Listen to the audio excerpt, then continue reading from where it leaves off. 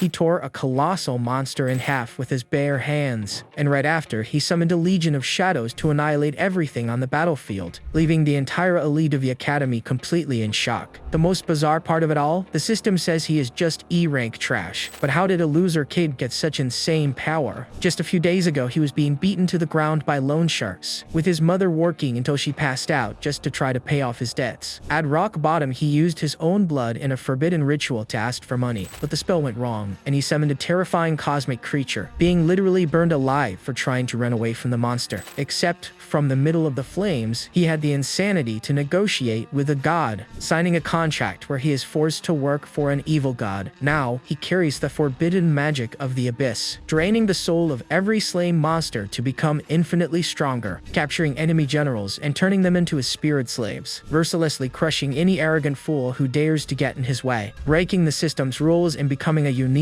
rank anomaly. A deck-ridden boy who is reborn as the Apostle of Death. Looking for a way out, our boy uses his own blood to summon an entity, begging for wealth during a totally bizarre ritual. All this to cure his mom, pay off debts, and get a better life. But the whole process seems to go horribly wrong, with no real clue about what just happened. Sitting up with a massive headache, he tries to remember where he was, thinking it was just a dream. Checking his reflection in the water, he spots something weird and knows he needs to get back to work fast. Staring at his own hands, he goes into total shock when he realizes his new look. Freaking out, the kid can barely believe his own eyes. He stumbles upon a crazy scene with a giant cosmic tree right in the middle of the city. Right then, a mysterious voice pops up out of nowhere to congratulate our boy, claiming the ritual actually worked. It grants 3 wishes as a floating book appears. Shocked, he realizes talking books aren't a thing here, guessing he's in another world. Assessing the situation, he figures it's his new power, but thinks 3 wishes is a total ripoff. So, the MC makes his first wish, shamelessly asking for 10 more wishes right off the bat. Finding the request pretty amusing, the book entity lets out a sinister laugh. It reveals it thought the contract had a glitch, but sees everything is actually fine. And right after that, this same energy starts taking the shape of something gigantic, revealing a colossal creature that stares him down and calls him the new contract soul. Terrified, the kid asks what the heck that is and what this contract nonsense means. With pure arrogance, the monster says the previous summoner's soul is already his. Spotting the trap, the MC realizes he didn't get powers and just became a scapegoat. Without a second thought, he tries to run away and escape that nightmare fast, but the monster stops him with ease, saying it forgot to mention one tiny detail. Mourning that breaking the deal means punishment, the entity sets our boy on fire. Screaming in pain, the kid starts getting consumed by the burning flames. Watching the scene, the beast just mocks him, calling him a weak and boring soul. With absolute disgust, the entity tells him to just drop dead already. But right to the fire, he argues about voiding the contract due to extreme circumstances. Furious at the sheer audacity, the beast asks if a mortal is trying to use the rules against it. Still on fire, the kid figures out that this whole thing was just a test by the powerful creature. So, he asks if he's finally qualified enough to sign a brand new deal. Letting out a laugh, the entity actually seems amused by the kid's guts. Impressed, the beast admits he is the very first person who ever dared to negotiate here. Interested for the first time, the being summons a scroll and offers a new contract, proposing a deal if the kid grants it a single wish, he'll get a whole new life. And shamelessly, the creature says it wants 999 wishes. Thinking the beast is way too greedy, he's warned he only has 1 minute left before dying. Out of time and pushed to the edge, the main guy has to make a split-second decision. Cornered with no way out, he obeys, signing the contract and calling the creature boss. Shortly after, the scenery shifts, and he spawns right in front of what looks like his own house. Looking completely trashed, he hopes nobody sees him and complains about his new boss ditching him there. Remembering their chat, he finds it weird the entity let him go free instead of enslaving him. But accepting his new reality, he knows there is no point in whining about it anymore. Deciding to take things one step at a time, our MC opens the door to start his journey. Walking into the apartment, he finds the place completely dark and trashed. Seeing the empty room, he realizes his financial situation is way worse than he thought. He soon spots a note about a blood-backed loan right before getting interrupted. With zero time to react, a blonde dude hits our boy with a brutal punch. Knocked to the floor by the impact, the attacker yells, asking where the hell he had been hiding. Surrounded by 3 massive goons, one of them wants to take it easy, but the other refuses. Getting back up with a look of pure hatred, our MC asks who the heck these guys are. Mocking him, the blonde guy keeps swinging, demanding the money and insulting the kid's mom. Taking a non-stop beating, he hears them trash talk him, saying he completely failed as an oracle. Yelling relentlessly, the attacker says he is not even fit to shine his shoes. Right then, a flashback hits, showing his mom asking if he wanted to quit being an oracle, remembering a nightmare where she worked until she passed out from exhaustion for good. Extremely scared, the little boy said he never wanted that awful fate for his own mom, terrified she might never wake up again. A deep despair completely took over his heart, feeling like all would be lost if he couldn't get the power to finally save her. Stroking her son's head in the memory, the woman told him that everything would be all right, promising to protect him from anything. She swore to hold up the sky itself if it ever fell. Remembering those words, the MC's eyes light up as if he just activated a skill. Still super pissed off, the attacker keeps going strong with his taunts. But suddenly, the big goon takes a massive punch straight to the face. The impact is so insane that it sends the enemy flying way across the room. Right then, one of the thugs tries to tell his buddy to stop before things get ugly. But before he can even finish his sentence, the blonde guy flies by and slams hard into the wall. Crashing to the floor, the attacker passes out, completely defeated. Unable to believe it, the other two realize that something is seriously wrong here. Unleashing a terrifying aura, he reveals a power the guys call a stellar tier. Sick of all the humiliation, he stares down his enemies and coldly tells them to shut up. Thinking the kid is way too arrogant, one of the guys decides to teach him a harsh lesson. Agreeing with the idea, the duo gets ready to completely crush our boy. Analyzing it calmly, the MC knows his Renki is way weaker than his enemy's strength. Furious, one of the meatheads charges in with a club, ready to strike. But our boy can clearly see every single one of the enemy's movements. Swinging with all his might, the thug ends up just smashing the empty floor. Looking around, the guy sees nobody and wonders where the heck his target went. Popping out of nowhere, our main guy appears right behind him, delivering a heavy kick, hitting the enemy dead on with extreme precision. Totally stunned, the other thug can't believe the strength and speed of a Renki. Trying to exploit the situation, he aims straight for our hero's blind spot, aiming right at the ribs to end this fight once and for all. To the guy's surprise, the kid blocks it and fires back with a kick to his stomach. Panicking, the dude has no idea how the kid knew his exact position. Wrapping up the fight, the MC sends the last rival flying with a perfectly timed kick. Down on the floor, the thug begs for mercy, claiming he just follows orders from some Lin Yu. Questioning the name, our hero actually seems to recognize who he is talking about. Telling him to pass on the message that he'll pay the debt, he demands they grab their injured and get out. He just stands there watching as they carry their beaten buddies away. Alone in the mess, he talks to the void and asks if his new boss was watching all that. Showing up instantly, the entity admits it sensed a weird power and secretly helped out. Getting hyped up fast, the kid thinks that with this kind of help, he'd be totally invincible. But the book kills his buzz, warning him he was just lucky to survive that much power. Pushing back, he argues that getting stronger would make it way easier to fulfill the boss's wish. Agreeing with his logic, the being promises a reward but completely bans any new loans. Secretly surprised, the creature sees the kid's control is way better than expected. Noticing the kid's silence, the voice asks if he needs some help with that second wish. Brushing it off, the MC changes the subject, but the book insists on knowing what he wants. Replying he doesn't know yet, he asks what to do, but the entity tells him to figure it out. Frustrated, he realizes he knows nothing about this world and can't count on his boss for help. Deciding to start somewhere, he grabs the body's previous owner's phone up on the roof. Checking the device to understand the situation, he notices there are no messages from his family, until he finds a single text from his sister saying their mom passed out at the hospital. Arriving at Tianlin Hospital as fast as he possibly can. Rushing inside, the kid searches for the right room, finally finding a girl standing right next to a bed. Noticing the tense vibe, he thinks anyone would be furious about being ignored like that. Figuring the girl must be his new sister, he just watches her for a second. Then, looking down at the bed, our MC sees who is lying there. Seeing his new mom all pale and weak, he just stands there in total silence, completely shocked. Comparing the sight to his memories, he wonders if this whole mess is actually his fault. Walking up to the girl, the main guy apologizes and asks how their mom is doing. But, with a voice full of pure anger, she just asks what his excuse is this time. With pure sarcasm, the girl asks if he was too busy training or summoning gods. Right after she rubs it in his face that their mom worked until she collapsed to pay off his debts. Exploding with rage, she yells about him never visiting after the family gave up everything for him. dropping the harsh truth. She says their mom almost died because they couldn't afford the ICU, stating that both she and their mom are completely sick and tired of him. Handing him some cash, the sister warns him that his debts are no longer their problem. At that moment, our MC tries to process what that actually means, hearing from his sister that from now on, they have absolutely nothing to do with each other. Walking aimlessly, the entity notices his anxiety and asks if those words really shook him, saying it's not really his fault since that family was just a bunch of strangers to him, replying he didn't expect any comfort. The boy says the girl just made him remember his own past. Focused on the goal, he ignores the pain and tells his boss he needs to prove his worth, believing that with enough power, he can fix every single thing that just happened. Confirming the promise, the entity says it's totally possible if he proves his worth first. But watching the kid, the being reflects on this whole destiny thing, truly believing that the boy isn't going to let him down. Meanwhile, the scene shifts to a fancy nightclub called Obsidian. Inside a VIP room, a voice celebrates the profits and orders even more investments. Checking a report, Boss Ling Yu finds out that his guys actually lost to a student. Scoffing, the villain complains about their total incompetence and says he'll handle things by the book. Explaining to the boss, the thug reports it's a rare case involving level 2 and 3 apprentices, revealing the attacker was a student who just barely hit apprentice level 2. Intrigued by the news, the big boss asks who the heck was responsible for this mess. Showing the MC's file, the thug concludes that his strength must easily be at level 3, finding the whole thing pretty interesting. Lin Yu suspects the kid is hiding his true strength. Giving orders to his goon, the villain tells him to keep an eye on the MC so they don't waste his talent. Skipping ahead in the story to a few days later, seeing the boy jogging down the street, an old man is surprised to see him out so early. Greeting the kid, the shopkeeper offers him some brand new energy supplements. Politely turning him down, our MC says he's got stuff to do and will drop by later. Joking around, the vendor mentions the kid's good mood, asking if he finally got a girlfriend. Jogging to the city, he reflects on adapting and uses the memories to understand this new world. Finding out that people here use supplements to gain power, being called speakers. Realizing that the meds for this are super expensive,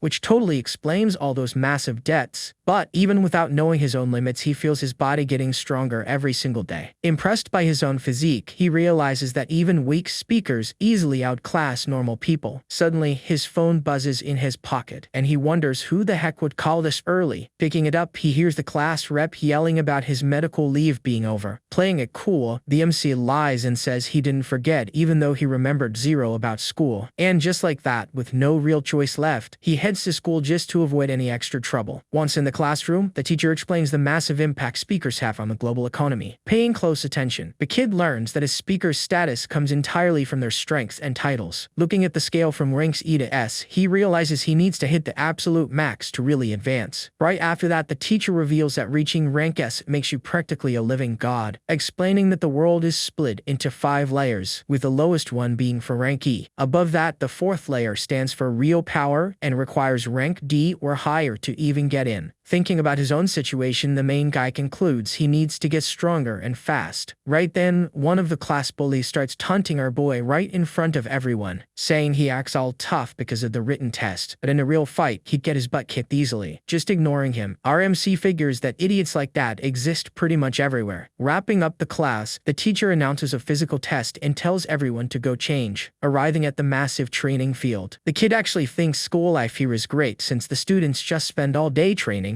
but suddenly, a very familiar voice calls out his name. Watching from afar, the other students can already tell a fight is about to break out. Whispering, the students say those two never get tired of starting trouble every single month. Walking right up, the bully grabs him by the collar, accusing the MC of acting way too arrogant, claiming that speakers are judged purely by strength, and the kid is just a level 1 piece of trash. Keeping totally cool, the main guy claps back that the bully is also just a level 1 piece of trash. Getting absolutely furious, the bully charges in with a ridiculously violent punch, but the punch is blocked with impressive ease. Catching the fist with zero effort, our boy coldly asks if he's finally done. Freaking out, the guy tries to pull away but can't, suddenly noticing the MC looks way taller now. Throwing the rival's words right back, the kid asks if he can rip his mouth off now. Stuttering a weak no, the bully suddenly realizes how much trouble he just stepped into, right when both of them start feeling another presence, radiating an incredibly overwhelming and heavy pressure. All of a sudden, someone speaks up about how totally bold the two of them are. It's their rank D teacher demanding to know who gave them permission to brawl in his class. Calling the kid a brat, the teacher says he just got back and is already causing trouble. Flashing a smile, our main guy lies straight to his face, claiming it was just some light sparring, calmly letting go of the bully's fist, leaving the guy standing there completely fuming, warning he won't let it slide next time. The teacher orders the class to gather for the test. Gathering everyone, he reminds them that the exams and the district tournament are just 3 months away. Hyping up the class, he offers stimulants for 6,000 credits to help bring glory to the school. During the pull-up test, a student maxes out at exactly 24 reps. Meanwhile, the bully easily hits 50 reps, totally showing off for the whole class. Just watching from a distance, the MC finds this test way less impressive than he thought it'd be. Right then, a girl walks up from behind, asking if he's doing okay. It's the class rep, and she mentions she was pretty worried about his sudden disappearance. Acting all shy, the girl claims she was just curious, and our boy thanks her for caring. Right after, she asks about the teacher's stimulants, but the MC says he is completely broke, warning that the test is super tough without help. The girl ends up getting called by the teacher, letting him know it's her turn. She gets a quick good luck wish from our main guy. Stepping up to the bar, the girl really struggles to get through the exercise. Checking the results, the teacher says she did 25 but passed her with 35. Watching this, our boy gets why people buy the stimulants, but he doesn't need them. Calling up the last student, the teacher sends the MC up for the test. Noticing he didn't buy any bottles, the teacher instantly scowls. Thinking the kid is way too cocky, he decides to fail him to set an example. Looking at the normal pull-up bar, our boy already figures there's a catch. Starting the exercise, he feels his body get 20 pounds heavier with every move. But even with the cheating, he realizes that weight is way too easy for him. Deciding to test his limits, he unleashes his power as the weight crosses 200 pounds. Totally shocked by the scene, the other students call our boy completely insane. Getting almost 100 reps, he shocks the class by showing a level 2 power. Super impressed, the students surround the MC, wanting to know his secret to that strength. Completely in shock, the teacher wonders since when the kid got so insanely strong, and he starts panicking, thinking the students won't need his products anymore. So, the teacher decides to teach the brat a lesson for acting so damn special. Meanwhile, in the principal's office, the canceled events drop like a massive bomb. Desperate on the phone, the principal finds out he urgently needs some elite students. With no way out, he wonders how to find a level 3 student in just 3 months. Feeling the pressure, the boss wonders if the academy is going to go bankrupt for good. Right then, the PE teacher knocks on the door and gets permission to come in. Handing over the results, the teacher tries to cheer up the boss by praising the new class. Looking at her with disgust, the principal just calls the students level 1 trash. Taking drastic measures, he targets the boy he thinks is totally useless as a speaker. Getting called to the principal's office, the MC swears to the entity he didn't do anything. Standing at the door, he feels the vibe isn't friendly and hopes it isn't bad news. Before knocking, a flame pops up in his hand, taking our boy completely by surprise. Looking at a scroll, the entity explains that a brand new wish was just activated, warning him that something the beast wants is nearby and needs to be found right away. Interrupted by the principal's voice, our boy has no choice but to go inside. Stepping into the office, he calmly announces himself to the principal. Checking the paperwork, the man praises the MC's physique, completely ignoring his fights and absences. Cutting right to the chase, he reveals that money is what matters and suggests he just quit, leaving the main guy totally shocked. The principal says the costs to level up are way too high, bringing up the crisis and the kid's family. The boss says it's better to cut his losses now. Offering a refund, the principal expels him so he can focus on students with actual potential. With nothing to say, our boy just stays quiet, trying to process the awful news. All of a sudden, the entity spots something in the room that really catches its eye. Pointing at a black crystal on the shelf, it orders the MC to grab the target immediately. Complaining, the boy says he's basically getting kicked out, but the entity demands the crystal anyway. Knowing he needs the diploma to reach the rich zone, he refuses to just get kicked out like this. Playing it cool, he comes up with a plan, knowing the school desperately needs stronger students. So, he asks if he can pick his reward for the wish, and the book actually agrees. But once it realizes what the kid wants, the entity completely panics at his sheer audacity. Revealing his true goal, the MC asks to borrow some of that massive power. Denying him instantly, the book warns about the danger, but the kid insists he cannot leave. Begging, he points out that getting expelled ruins the wish and asks for a little leap of faith. Hesitating for a second, the creature goes totally silent, thinking about the crazy proposal. Left with no real choice, the being finally gives in and dumps all the responsibility on the kid. A contract quickly appears, granting the borrowed power along with all the massive risks. Seeing the kid just standing there, the principal asks if he has anything else to say. Then the boy asks asks for a brand new level test before they completely ruin his future at school. Sighing heavily, the man sees it as a desperate last resort but ends up agreeing anyway. Shaking the MC's hand, he confirms the kid is level 2 and thinks his strength is way too low. Knowing this is his only shot, the kid focuses up, having no idea what level he'll hit. Determined to go all out, he focuses on drawing out as much energy as possible right then. Unleashing a massive amount of power, our boy squeezes the principal's hand with everything he's got, causing an incredibly terrifying and super impressive explosion of raw energy. Watching this, the entity admits that the explosive power easily surpassed what it actually gave him. Totally panicking, the principal can't believe how the student's level just skyrocketed like that. Hitting level 4 in the blink of an eye, the kid asks if that's finally enough for him. Seeing the tables turn, the principal realizes the heavens never hold back someone this determined. Filled with hope, the man literally begs the MC to represent the school in the upcoming tournament. Completely confused by this massive mood swing, the kid tries to process what just happened, finding out that competing at level 4 is a huge honor and could totally save the school. Explaining the whole thing, the boss admits he totally misjudged the kid and begs for his forgiveness. As an apology, he offers full free tuition and a bunch of premium extra supplements, saying he'd be welcome anywhere and could easily guarantee the entire school's future. Seeing the perfect opportunity fall right into his lap, our MC straight up demands that black crystal. Explaining its backstory, the principal reveals that the rare crystal basically just has sentimental value, but he ends up agreeing to hand over the valuable item as long as the kid manages to save the school. Accepting the deal with a smile, our main guy promises to give it his absolute best at the tournament. Curious, the principal asks about his sudden strength, but the MC makes up some secret special training. Buying the excuse completely, the man is super impressed and promises to keep the whole thing a secret. Calling in a teacher, the boss sends the main guy straight up to the elite class. Explaining that the second floor is for the advanced class, the tutor takes him up to register him. Asking about his relationship with the principal, she gets cut off by that grumpy PE teacher. Grabbing the kid, the teacher tells him not to give up on life even after getting totally expelled. Cutting the drama short, the female teacher points out the kid was actually just transferred to the elite class. Passing on a message, she says the principal is looking for him and he's super pissed, making the guy panic. Back in his room at night, he breathes a huge sigh of relief after a day completely packed with crazy twists. Stressing over how to jump 2 levels in 3 months, he hears that his boss won't be helping him out. With 0 options, he admits it was the only method he could think of, but he doesn't just want borrowed power. Looking on the bright side, he dodged getting expelled and scored some free items, so he decides to take it easy. But then he checks his phone and sees his debt is due in 5 days, meaning he needs cash fast. Heading back to school the next day, the MC knows the pressure to get stronger has seriously cranked up. Showing up for his first day in the elite class, the kid looks visibly uncomfortable. Walking down a hallway that looks like an abandoned factory, he wonders what kind of mess he just walked into. Suddenly, a voice calls out his name, completely snapping our hero right out of his confused thoughts. Turning around, he spots a super energetic guy waving him over with a huge smile. Explaining why he was gone, the man apologizes for how totally unorganized the advanced class is. Introducing himself as Teacher Zhang, he totally surprises the kid with his super laid-back vibe. As the only combat teacher left, he explains that the huge drop in students basically stopped any new hiring. Seeing the outside of the place literally falling apart, the main guy totally gets the principal's desperation. Trying to calm him down, the teacher opens the door, claiming the place is actually still pretty good, swearing that the facility won't disappoint him even a little bit. Welcoming him to the class, he reveals a surprisingly high-tech training room hidden right inside. Inside, a bunch of students are already training freely, using some seriously cutting-edge gear. Promising to introduce him to the rest of the class, the teacher guides him into the elite gym. Seriously impressed, he checks out the great facilities and notices the students look super motivated. However, taking a closer look, our MC suddenly notices something a little off in the air. Checking out the room, he feels a really tense vibe among the elite class students. Grabbing their attention, Teacher John gathers the class to introduce their new classmate. Introducing the MC, he says the class only cares about strength, and the new kid is special. But one of the students is already glaring at him, totally doubting his actual strength, accusing the kid of using connections to get in and saying he'll just hold them back. Defending the new kid, the teacher scolds him, but our hero doesn't even care about the taunts. Not listening at all, the meathead issues a formal challenge for a fight. Seeing this, the students are shocked, since a formal challenge involves a whole lot of pride. Right then, a pink-haired girl asks what happened and finds out about the tense fight. Hearing the gossip, a blonde guy gets interested in the transfer student for the very first time. Trying to stop it, the teacher warns warns that fights need consent and hopes for a big no. But, to everyone's surprise, the main guy accepts it to test his strength before the tournament. Back in his office, the principal gets a call and is totally shocked by the news. On the line, the teacher says the kid barely arrived and is already fighting in class, saying the strongest student challenged him and the MC agreed right on the spot. With the class hyping up the brawl, things get out of hand with no going back. Seeing a perfect chance to test the kid's power, the principal gives the fight a green light. In front of everyone, the teacher reviews the rules and warns that interfering means instant expulsion. Revealing their levels, he confirms both are rank E phase 2 for a totally fair fight, making it clear it's a friendly spar. The teacher bans any fatal attacks in the room. Staring down the kid, he hears the teacher strictly ban any revenge after the match, explaining that a clean hit to the face or a complete surrender ends the match. Giving the signal, the teacher finally yells for the fight to officially begin. Charging right in, the senior student plans to land the very first strike, wanting to end the fight in an absolute flash. But the MC blocks the hit super easily, like he completely saw it coming. Unable to believe it, the veteran is totally shocked by the new kid's insane reflexes. Trying a rapid combo, the meathead wants to hit the kid no matter what it takes. Thinking angrily, the guy curses our MC for dodging around like a little rat. Determined to corner him, the attacker throws a kick that easily gets dodged. Right then, he mocks the kid, claiming all he knows how to do is run away. Using a martial art, the veteran launches a nasty hook kick right at him, thinking the impact would drop the new kid, without realizing the attack was completely blocked. But in a sudden move, the kid spins and lands a kick right on the opponent's neck. Falling down defeated, the veteran can't believe the new kid also knew martial arts. Trying to stay calm, he thinks he still has a chance if he avoids a face hit. But turning around, the MC pops up right in his face, ready for the final blow. Confirming the rule, the kid reminds him that a clean hit to the face means a win. Needing nothing else, the teacher calls the match and declares the kid the winner. Totally shocked, the veteran can barely process that he just got his butt kicked. Watching the scene, the students are left speechless by the new kid's unseen strength. Finding the fight way too fast, the MC uses his win to shut down any complaints. Analyzing the fight, the teacher concludes the kid's talent is completely off the charts. Suddenly, the principal walks in, congratulating the main guy on his sweet victory. Pulling the kid aside, the boss says he has something really important to talk about. Watching the MC leave with the principal, the elite class gossips about his insane strength. Right then, the blonde guy decides to recruit the new kid, completely annoying his partner. Walking together, the kid finds the class pretty rowdy, but the principal says he'll adjust, promising full support. The man tells him to focus on training, making the kid think about cash. Seeing an opening, he awkwardly asks if there is any way for students to make money. Scolding him, the boss says he needs to focus on training and leave money for later. Later on, while working out alone, the MC stresses over how to pay off his massive debt. Suddenly, a voice pops up right behind him, getting his attention in a totally chill way. Coming in hot, the blonde guy praises his fight and hugs the kid, who has no clue who he is. Immediately, the pink-haired girl shows up to scold her totally rude partner. Apologizing, the girl introduces herself as Su Xiaoxia and her partner as Shen Jiaorui. Explaining they are elite seniors, the girl offers to help him with whatever he needs, declaring them a trio. The blonde guy names himself the leader, but the MC thinks he's weird. Starting a chat, the blonde guy asks where he learned that technique, leaving the kid confused. Shocked by his confusion, the senior hears the new kid didn't even know what that was, saying it's a brutal reflex move and that the loser would be totally furious knowing the truth. Right then, the girl explains the techniques are strong moves taught by magic stones, revealing it's a rank D move. The senior makes the kid realize the power of that kick, wanting a technique of his own. The MC quickly asks if they are super rare to find, explaining the high cost. They reveal the technique costs 500,000, shocking the kid. Right after that, the two brag about already having their very own combat techniques. Seeing them flex their cash, the hero figures the entire elite class must be super rich. Suddenly getting an idea, he thinks these rich kids could teach him how to make extra cash. Wasting no time, he asks for a quick way to get money without robbing a bank. Thinking it over, the blonde guy suggests the only option, the miracle zone in the Blackwater district. Instantly, the girl scolds him for leading the new kid astray, making our boy extremely curious. Playing it off, the guy says he's joking, since the school punishes going there with instant expulsion. Changing the subject, the buddy asks how much money the new kid needs for the technique. Hearing the amount of 300,000, the two seniors are shocked by the insane cost. Checking his phone, the guy sees he doesn't have it all, and the girl says she is flat broke. Thinking about the Blackwater district, the kid realizes extreme measures will be totally necessary. Later on, he arrives at Blackwater Street at night and notices the place is totally empty. Using his GPS, he confirms he is in the right spot right in the middle of the Forbidden District. Looking at the ghost town, he he realizes this dangerous place is pretty close to his own house. So, our boy asks the book boss what he thinks is actually hidden inside there. But, hearing no response, he wonders if the giant entity is even hanging around right now. Trusting his borrowed level 4 strength, he thinks he can handle the outer zone easily. Seeing all the abandoned buildings, he questions if this is really the famous miracle zone. Suddenly, the kid notices fresh footprints showing someone walked around here recently. Following the trail, he finds a weird wooden door glowing blue and thinks it's pretty interesting. Without hesitating, he walks right through the secret passage, super curious to see what's beyond, getting totally surprised when he finds the real hidden miracle zone packed with a bunch of people. Walking down the dirty and gloomy streets, he sees several people sleeping on the cold ground. Right after that, he catches shady illegal deals going down in the darkest alleys around there. Noticing there are zero laws here, he gets the secret and sees the perfect chance to make cash. But before he can look for money, the MC notices some really weird movement going on. Spinning around fast, he asks how long the person is going to keep following him. Stepping out of the shadows, a guy praises the kid's instincts, thinking his perception is great. Showing up with more goons, the leader says he was going to sneak attack but will use brute force instead. Without understanding the whole situation, the kid asks why the heck they want to take him down. Explaining he looks like a rich kid in disguise, they plan to demand a seriously good ransom. Finding that plan completely ridiculous, the kid thinks about the sheer stupidity of these rival thugs. Grabbing the hero, the thug brags about being a great speaker and warns there's no escape. But staring the thug right in the face, the main guy just tells him he's incredibly rude, delivering a light slap to the dude, completely shattering the ground around them with the impact. Seeing their boss knocked out, the two goons totally panic, unable to believe it. Furious about the sneak attack, the guys pull out blades to teach the kid a lesson. But our boy stays totally calm, just waiting for them to strike. Right then, two wooden crates get tossed out of nowhere, hitting both thugs dead on, and a mysterious person shows up, taking our boy completely by surprise. Grabbing the main guy's hand firmly, it's a girl who tells our MC to come with her. Giving him no time to think, she pulls him and takes off running fast. Stopping in a safer spot, the girl says they should be safe right there. Thanking her for the help, the kid regrets not interrogating those thugs, but she recognizes him and calls his name, asking what he's doing in a place like that. Panicking when she realizes she might get recognized, she needs to keep up her disguise. Pretending not to remember, she plays dumb and claims she just read his name. Explaining she saw his name tag, the boy is totally shocked by his own sloppy mistake. Thanking her for the heads up, he quickly takes off his ID tag to keep his disguise. Telling him to hide his info, she offers to get our hero out of there. But the kid turns her down, saying he's got urgent business and runs off. Watching the kid walk away, the girl wonders if he just pretended not to notice.